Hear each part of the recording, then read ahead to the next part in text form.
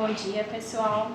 Eu sou a Juliana Maria de Lima, sou pós-doutoranda sobre supervisão da professora doutora Késia Kass, e hoje nós vamos dar sequência então às apresentações e irei apresentar o webinar intitulado Enzimas imobilizadas como estratégia para triagem e caracterização de ligandes.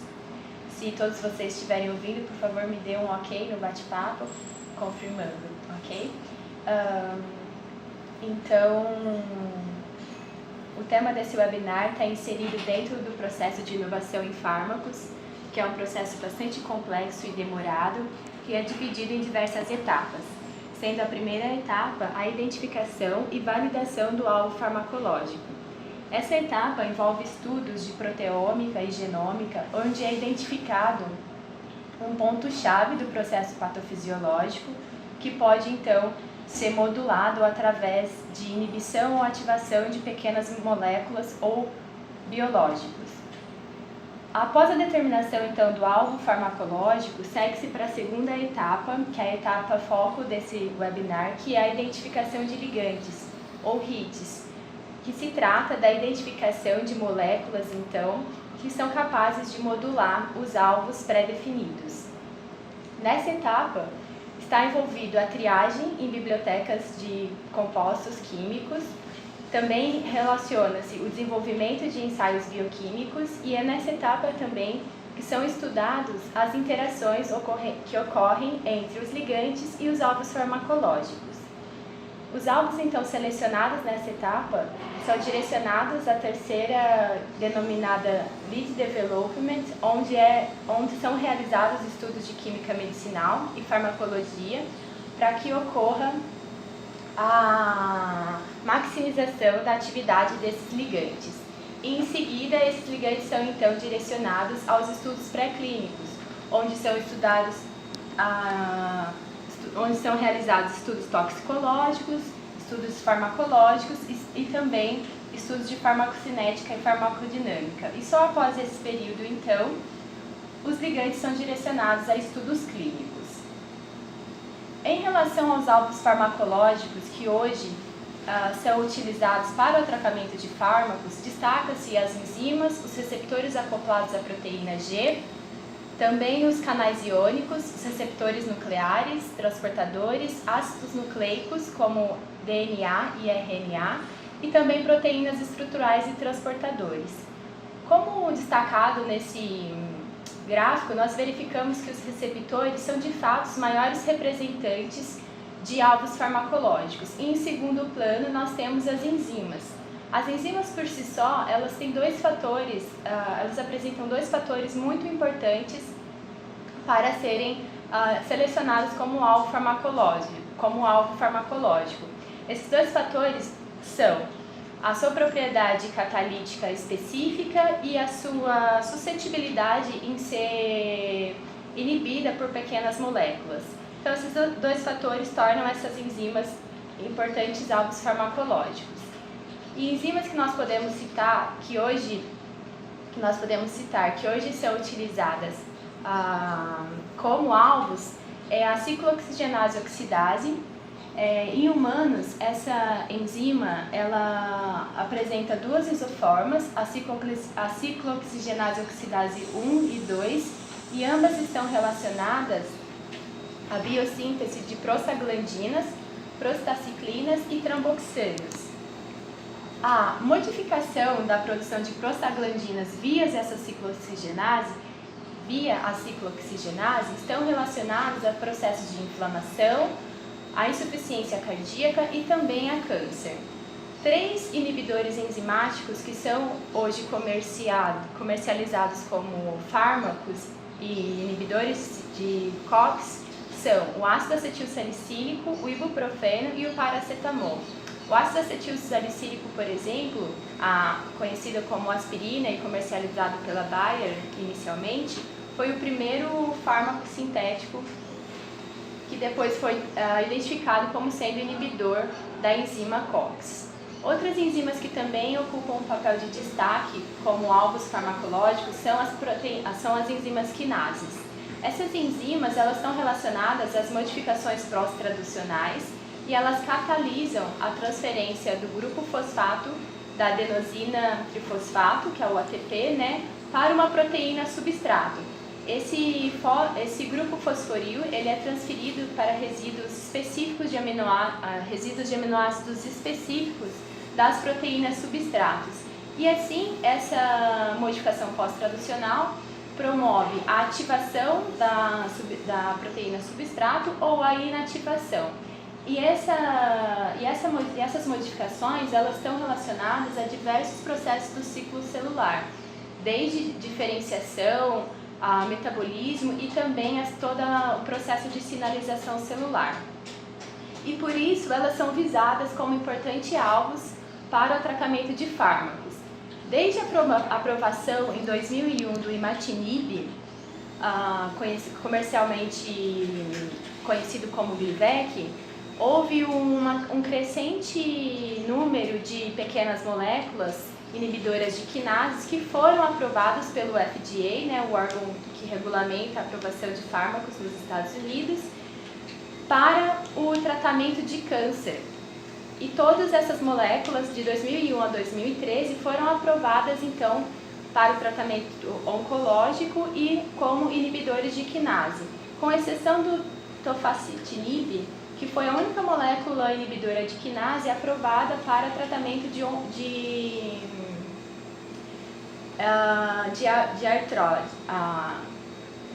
artrite. Mas em síntese, grande parte dessas moléculas foram aprovadas para o tratamento anti-câncer.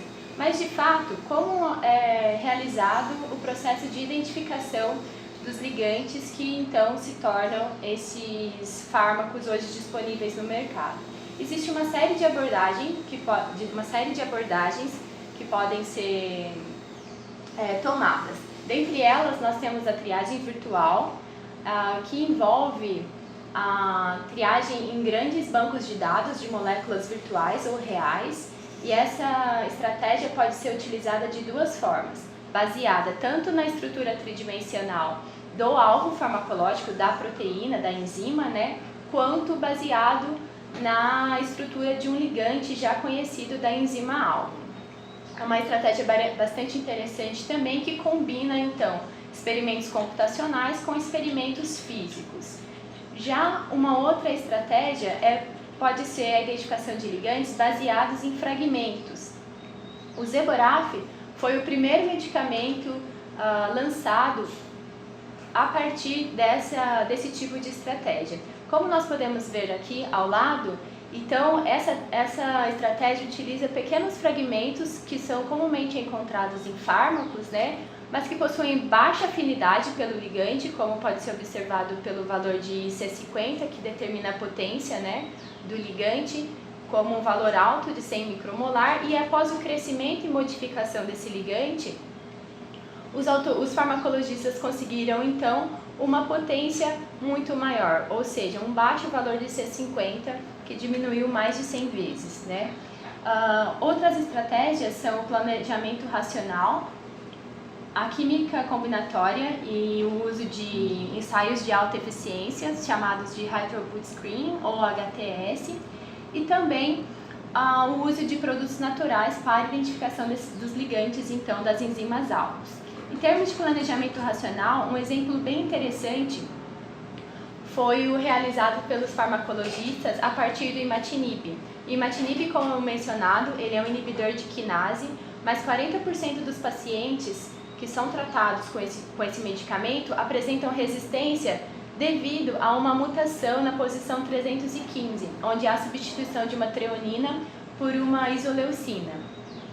Então, o que eles fizeram foi substituir o grupo farmacofórico do imatinib por um substituinte que não interagia com esse resíduo de treonina na posição 315. Então, essa abordagem racional demonstra, então, uma efetividade para melhorar o processo de produção de ligantes e identificação, né, de ligantes para enzimas alvos. E os produtos naturais, além de permitir a identificação de ligantes de proteínas, visto que são uma fonte rica em diversidade de pequenas moléculas, eles também são considerados fontes de novas entidades químicas, que também são importantes no processo de inovação em fármaco. Os produtos naturais, em 2017, houve um levantamento no Brasil sobre a origem, a fonte das biomoléculas publicadas no Brasil. E foi identificado, então, que cerca de 80% são oriundos de plantas e os outros 20% se dividem entre micro-organismo, biotransformação, semissíntese e marinhos.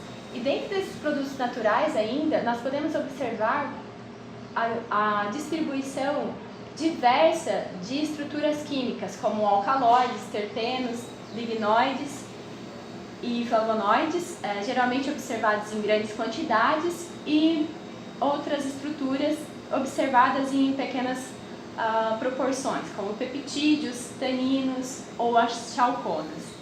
E de fato, todas essas abordagens para identificação de ligandes, elas são associadas a ensaios bioquímicos, os quais são então utilizados para triagem e consequente identificação, para a determinação da potência desses ligandes, para comparar aqueles que têm a maior suscetibilidade em seguir no processo de inovação em fármacos, e também esses ensaios são utilizados para a realização da caracterização desses ligandes, da caracterização da interação entre ligante e proteína. E o grande desafio nesse contexto é que esses ensaios permitam uma identificação rápida e eficaz dos ligantes de alta e baixa afinidade, sejam esses ligantes oriundos de bibliotecas sintéticas, de fragmentos. Os fragmentos normalmente são moléculas de baixa afinidade, então os ensaios bioquímicos eles precisam detectá-los,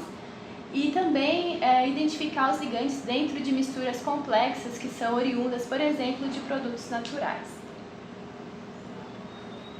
Dentro dos ensaios bioquímicos, nós temos a divisão que eles podem ser baseados na atividade ou então na afinidade.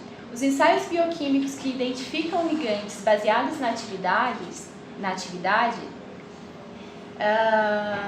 utilizam a diminuição da atividade da enzima para então identificar esses ligantes.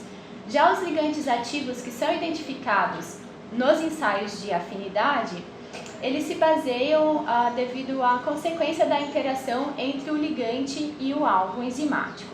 E ambos esses ensaios, tanto os baseados em afinidade quanto em atividade, são utilizados para a identificação de ligantes, para a determinação da potência, que é a capacidade inibitória, o IC50, e também o mecanismo de ação.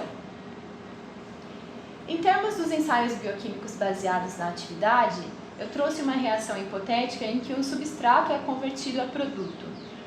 A atividade, então, dessa enzima hipotética pode ser monitorada, então, tanto pelo surgimento do produto quanto pelo consumo do substrato. E essas detecções elas são realizadas de forma direta, ou porque os produtos ou substratos absorvem ou apresentam grupos cromóforos ou fluorescência, mas também a atividade pode ser mensurada de forma indireta, onde utiliza-se sondas marcadoras com cromóforos ou isótopos radioativos, por exemplo. Aqui nesses exemplos simples, nós temos então um ensaio que o próprio substrato, após a catálise, é capaz de emitir fluorescência, e um outro ensaio de acoplamento, onde a atividade da enzima-alvo é acoplada a uma segunda enzima. E a produção do ATP da nossa enzima-alvo é substrato para a luciferase, que promove a produção de luciferina e libera fluorescência também. Já os ensaios baseados em afinidade, eles se dividem em dois. Os ensaios eles podem detectar e identificar os compostos que foram ligados, e alguns exemplos são as moléculas codificadas. Nesse tipo de estratégia, a pequena molécula, aqui representado por A503 ou B113, são acopladas a pequenos fragmentos de DNA, e quando em contato com a enzima-alvo, e devido à interação, essas moléculas são separadas daquelas que não possuem afinidade e são então quantificadas e analisadas, identificadas e quantificadas por reação de DNA polimerase. Uma outra abordagem também são os ensaios de afinidade baseados no uso do espectrômetro de massas, onde concentrações crescentes dos ligantes são colocados em contatos com a proteína e esse complexo enzima-substrato é então analisado via espectrometria de massas. Os ensaios também baseados em afinidade, eles podem analisar as alterações que ocorrem na proteína após a interação com o ligante. E alguns exemplos são os métodos biofísicos, como ressonância magnética nuclear, superfície ressonância plasmônica, a cristalografia de raio-x também é muito utilizada, né? Cristalografia da proteína com determinado ligante, a difração de raio-x, e a calorimetria também é muito utilizado, uma vez que quando o ligante interage com a proteína, ele altera a temperatura de melt, a temperatura de desnaturação dessa proteína. Então, esses parâmetros, por exemplo, são utilizados para identificar e caracterizar os ligantes para uma dada proteína. Esses ensaios bioquímicos, entretanto, eles podem ser divididos em formato homogêneo ou em formato heterogêneo. O formato homogêneo, ele consiste em um ensaio em que todos os componentes permanecem em solução, contra o ensaio em formato heterogêneo, em que parte um ou mais dos componentes do ensaio estão presentes em fase sólida.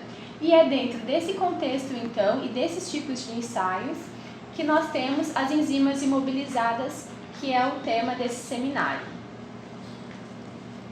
Enzimas imobilizadas, de uma forma geral, foi muito utilizado na indústria de biocatálise, também no processo de inovação em fármacos, e de uma forma geral, esse processo de imobilização das enzimas proporciona um aumento de tempo de vida, a possibilidade de reutilização da enzima, também é um processo que facilita a separação da enzima do meio reacional e promove geralmente um aumento da estabilidade frente a fatores desnaturantes, como temperatura, solventes orgânicos ou variação de pH.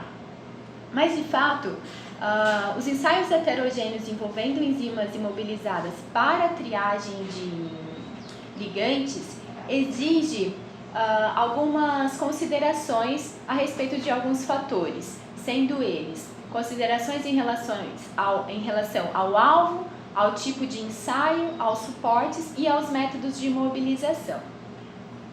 Em relação ao alvo, deve-se considerar a sequência de aminoácidos presentes no sítio ativo da enzima alvo, o número de monômeros da estrutura bioativa, os resíduos de aminoácidos presentes na superfície dessa enzima, que serão então utilizados para a fixação dessa enzima no suporte, bem como a pureza e a quantidade de proteína antes de iniciar o processo de imobilização. Em relação ao tipo de ensaio, tanto os ensaios baseados em atividade quanto em afinidade podem ser realizados com enzimas imobilizadas. A pureza é um importante fator, principalmente para os ensaios em afinidade. E isso pode ser um fator indiferente para os ensaios de atividade, visto que você monitora então um produto específico de uma catálise enzimática. Porém, é importante considerar que qualquer contaminação de enzima que catalise a mesma reação da enzima-alvo, de fato, também é um problema. Além disso, em relação aos ensaios, ambos exigem que a conformação ativa da proteína seja mantida após o processo de imobilização, bem como a seletividade e estabilidade para a realização, então, dos ensaios. Dentre os suportes, há uma gama de suportes disponíveis para imobilizações de enzimas como um todo, que se dividem em suportes orgânicos e inorgânicos. Porém, para aplicação para a triagem de ligantes, alguns suportes são mais utilizados, como a agarose, a sílica e também partículas submicro, micro ou submicro, né, nanopartículas. E de uma forma geral, esses suportes que serão empregados então para ensaios de triagem de ligantes, eles devem apresentar uma configuração adequada para o sistema, deve-se levar em consideração as propriedades mecânicas, porosidade, morfologia e os grupos reativos desses suportes. As interações inespecíficas devem ser evitadas, né? Ou seja, os suportes não podem interagir com os compostos das amostras a serem triadas para evitar falsos positivos, e também esses suportes devem ser passíveis de modificação para a então fixação da proteína. Em relação aos métodos de imobilização, nós temos diversos disponíveis e, obviamente, eles vão depender. O método selecionado para imobilização depende estar completamente relacionado ao suporte selecionado. Como mencionado, o suporte de agarose, sílica e as partículas são as mais utilizadas. E os grupos funcionais, tanto os silanóis quanto os grupos, as hidroxilas, ou as partículas, que normalmente também passam por um processo de encapsulação com o próprio silano, são suscetíveis à modificação com diversos grupos funcionais. E aqueles grupos que se destacam para a imobilização de proteína com a finalidade em triagem de ligante são alguns grupos que permitirão então a imobilização covalente, como o grupo amino, o grupo carboxy e também peróxi, e alguns grupos que possibilitarão então uma imobilização por afinidade, por exemplo o NTA, que complexa com o níquel, e o níquel por sua vez que é complexa então com os resíduos de imidazóis presentes com os anéis de imidazóis presentes nos resíduos de histidina da proteína. E uma outra abordagem também é esses suportes serem modificados, inclusive com duplas de proteínas como biotina e striptavina, para então a imobilização por afinidade. Tendo então enzimas imobilizadas a diferentes suportes, nós podemos ter diferentes ensaios também aplicando essas enzimas imobilizadas. Ensaios envolvendo partículas geralmente são ensaios denominados ensaios offline. Esses ensaios envolvem praticamente 3 etapas. Uma primeira etapa, denominada etapa de carregamento, onde as amostras, né, os potenciais ligantes são colocados em contato com a partícula imobilizada na partícula, com as enzimas imobilizadas na partícula.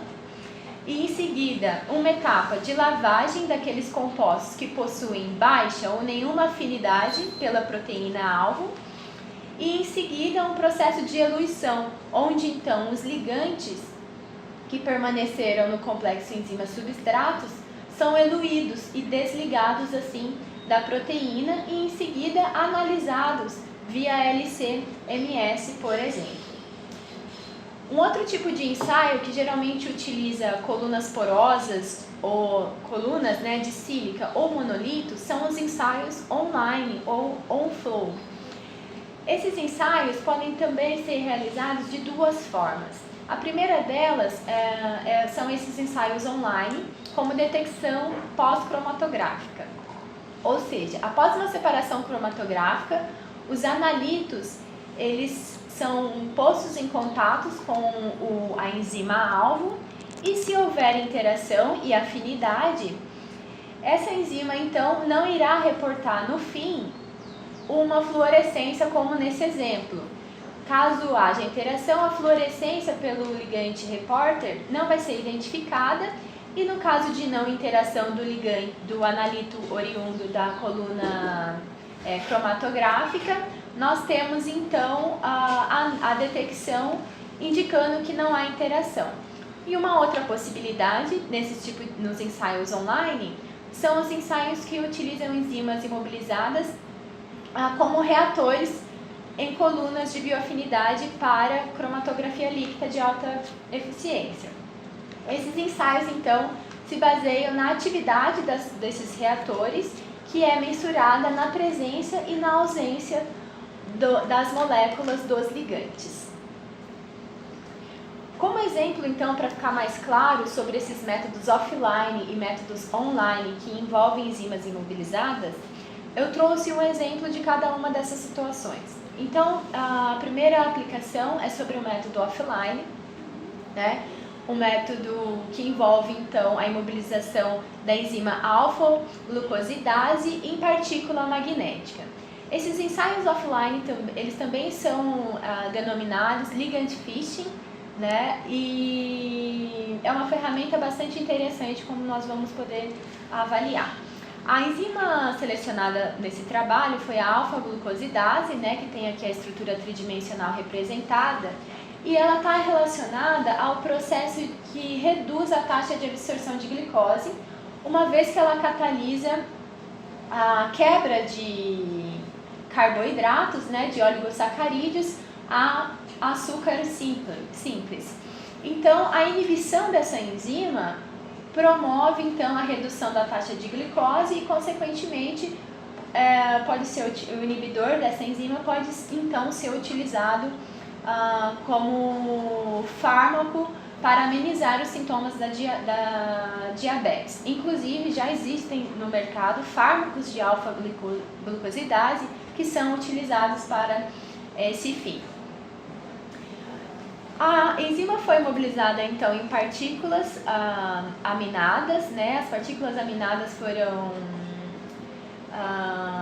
modificadas com glutaraldeído e, em seguida, foi realizada a imobilização da enzima alfa-glucosinase e realizado uma redução das ligações de Schiff para utilização em pHs ácidos e evitar possíveis desligamentos da proteína.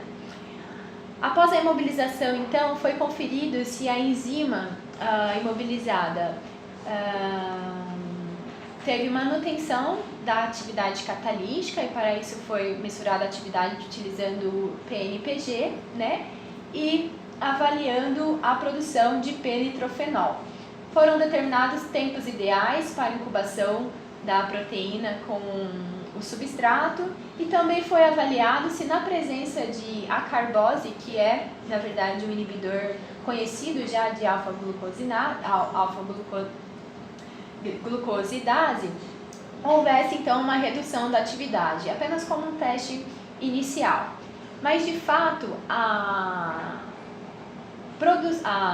o desenvolvimento do método offline para identificação de ligantes foi realizado utilizando 3 ligantes de referência.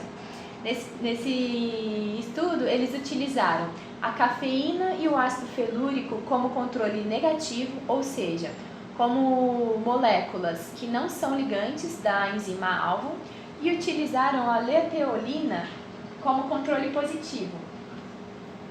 A leteolina, ela é um inibidor de alfa-glucosidase que possui, então, uma constante de inibição de 140 micromolar. Então, esses 3 compostos foram utilizados e as etapas de carregamento, de limpeza e de eluição desses ligantes foi, então, otimizada. Como vocês podem ver aqui nos cromatogramas de íons extraídos demonstrados, no load, nós temos as 3 substâncias presentes que durante o processo de limpeza vão sendo eluídas.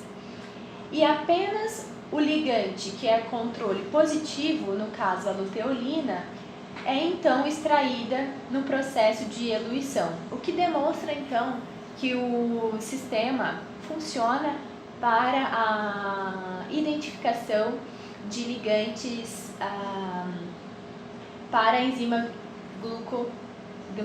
alfa-glucosidase. Tendo em vista, então, que o ensaio foi efetivo para a amostra de ligantes de referência, os autores aplicaram em um extrato etanólico de Eugenia catarinae. Para isso, o extrato foi selecionado e ressuspenso em 5% de metanol e tampão. Foi feita a etapa de carregamento, de limpeza e de extração, né, de eluição. E E os cromatogramas de íons extraídos são então demonstrados nessa figura. Como nós podemos comparar, diversos compostos foram sendo eliminados nos processos de limpeza e apenas alguns ligantes permaneceram durante o processo de extração. Então, esses ligantes, denominados 5, 10, 12 e 14, foram então selecionados como possíveis ligantes da proteína. E o interessante observado foi que, próximo ao composto denominado 12, nós percebemos que no processo de loading, aqui no carregamento, nós temos coiluição de íons, o íon 333 e o íon 201. Mas, após o processo de limpeza e já na extração, nós temos então apenas a presença do íon ligante especificamente. Interessantemente, nesse trabalho, os autores acoplaram então esse ligante phishing, né, essa triagem usando a partícula coenzima imobilizada, e baseado nos tempos de retenção do cromatograma, eles fizeram um entrapeamento, eles sequestraram esses compostos, fizeram uma série de injeções e utilizaram a extração em fase sólida para acumular esses compostos e direcioná-los à análise de RMN. E assim foram identificados os 4 ligantes do processo de ligante phishing, que foram a micertina 3-O-alfa-raminopironosídeo, a miricetina, a quercetina e o caenferol. E o interessante é que na literatura esses 4 compostos já eram descritos como inibidores da alfa-glucosidase. Então isso caracteriza que o ensaio foi efetivo para identificar em um extrato complexo aquelas moléculas que se ligam especificamente à proteína alfa-glucosidase. E porém é importante ressaltar também que não necessariamente todos os ligantes identificados nessa técnica são inibidores. Na verdade, a identificação de inibidores exige ensaios específicos, como o de atividade ou aqueles ensaios biofísicos mencionados. Então, nesse trabalho, eles buscaram dados da literatura para então demonstrar que os ligantes de fato eram inibidores. A outra aplicação para a compreensão melhor do uso de enzimas imobilizadas para triagem são os métodos online. E o trabalho que eu trouxe é um trabalho do grupo da professora doutora Késia Kass, que é a utilização de acetilcolinesterase imobilizadas em capilares tubulares abertos como uma abordagem online para a triagem de ligantes. Bem, a acetilcolinesterase está relacionada à hipótese colinérgica e ela é um alvo farmacológico para o tratamento de doença de Alzheimer. Então, a acetilcolina, ela catalisa a conversão de acetilcolina a colina e isso impede, então, a neurotransmissão na sinapse nervosa. Então, a inibição da acetilcolinesterase é uma estratégia para a amenização da doença de Alzheimer. Nesse trabalho, a enzima foi então imobilizada em coluna capilar aberta, utilizando inclusive a mesma metodologia em que os grupos silanóis foram ativados com APTS, aminopropil trietoxilano, né, promovendo então assim os grupos amino, né, que também eram observados nas partículas magnéticas do trabalho anterior, que foram então reagidos com glutaraldeído e subsequentemente utilizados para a imobilização da proteína acetilcolinesterase. O método online em si, a coluna capilar obtida então com a enzima imobilizada, foi então direcionada a um sistema online de LC-MS. E nesse ensaio, foram utilizados inibidores de referência. Um dos inibidores utilizados para comprovar que o sistema funcionava para a triagem de ligantes foi a tacrina. A tacrina foi o primeiro fármaco aprovado pelo FDA para o tratamento de Alzheimer e essa enzima atua como inibidor reversível da acetilcolinesterase.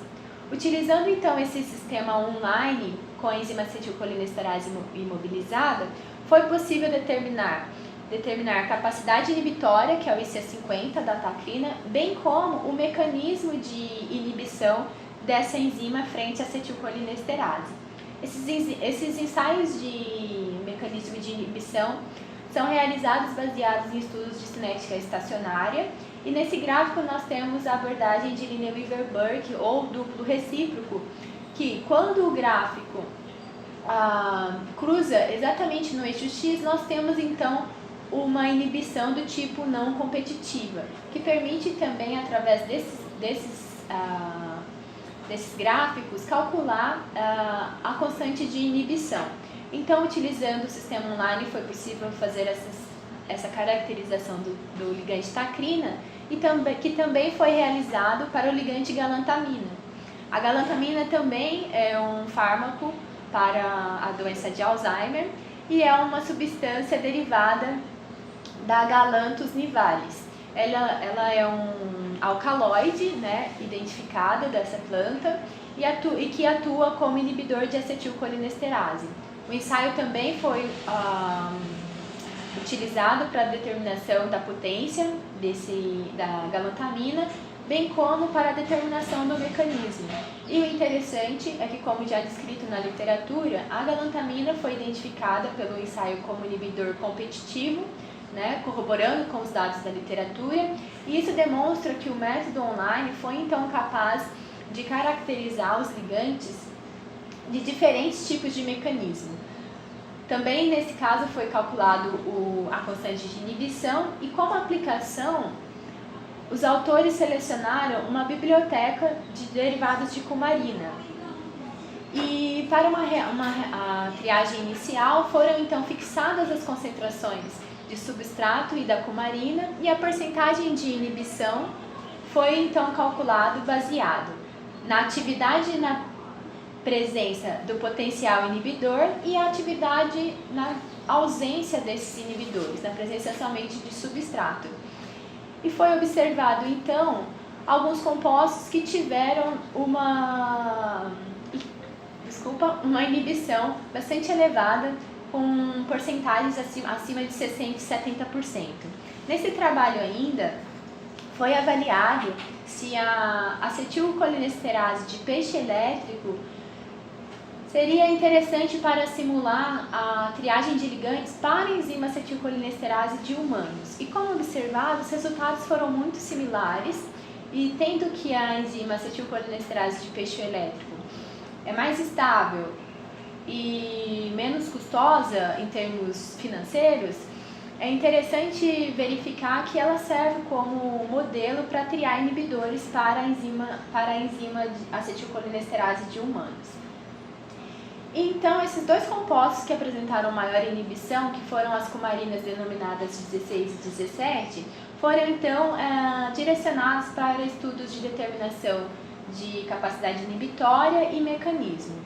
E utilizando o método online, então, foram identificados os valores de C50 para esses compostos, bem como o mecanismo de inibição, e ambos apresentaram mecanismo de inibição competitivo com baixos valores de constante de inibição comparado aos padrões. Então, como conclusão desse trabalho, os autores verificaram que o método validado pode ser empregado para pequenas bibliotecas, né, como demonstrado para bibliotecas de cumarinas, e é um método efetivo para cálculo da potência e do mecanismo, bem como o método apresentou especificidade, seletividade e sensibilidade. Também é um método com curto tempo de análise e com possível automoção e a realização de 100 amostras que podem ser analisadas diariamente. Então, por fim, como considerações finais desse webinar, nós temos esses dois ensaios que se baseiam em enzimas imobilizadas, que são os ensaios offline e os ensaios online. Dentro dos ensaios offline, nós temos então que eles são apropriados, né, para misturas complexas, porque nós vimos que Esse ensaio permite a identificação de ligantes específicos em misturas com ampla diversidade, e eles também são apropriados para ligantes de diferentes afinidades, e bem como para metabólitos secundários que estão em baixa abundância, mas que de fato possuem alta afinidade pelo alvo que sai mobilizado nas partículas.